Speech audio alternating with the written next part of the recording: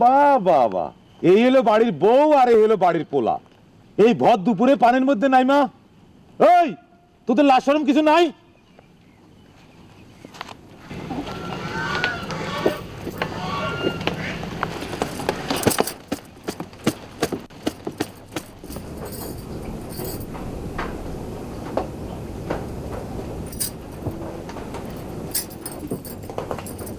এই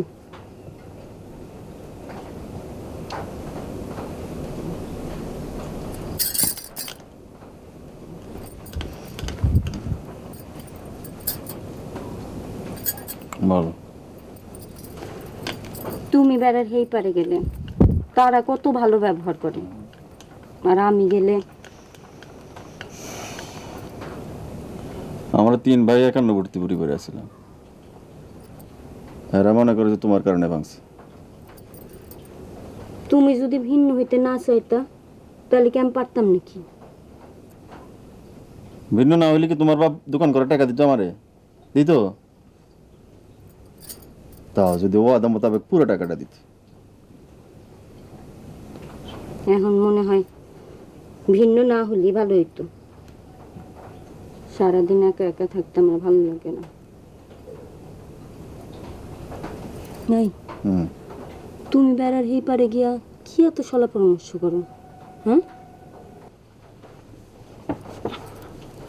ওই জমি জমার ভাগ বাটোয়ারা নিয়ে কথা বলি। আমি ঠিক করছি আমার ভাগের জমিটা আমি বেচে দিব।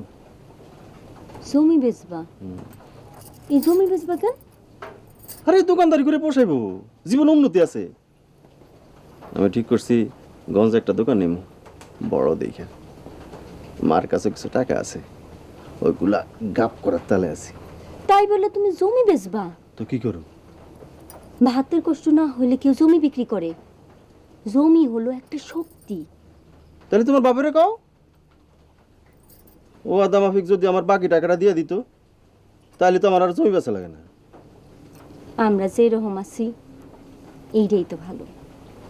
খালি খালি তুমি এই যদি তোমার ভালো থাকা হয় তাহলে তুমি থাকো, আমার কি, থাকো।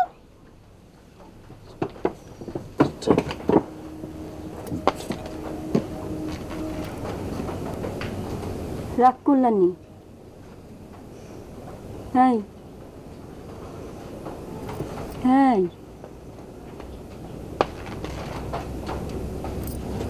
ভাগ করছো ঠিক আছে, কিন্তু বেচতে পারবা না। তাহলে গঞ্জের দোকান করার টাকা আমি এত টাকা কই পাবো? তোমার কত লাগবে? হ্যাঁ, এখন যা আছে ধরো, এর বাইরে লাগবে কমসে কম 40,000।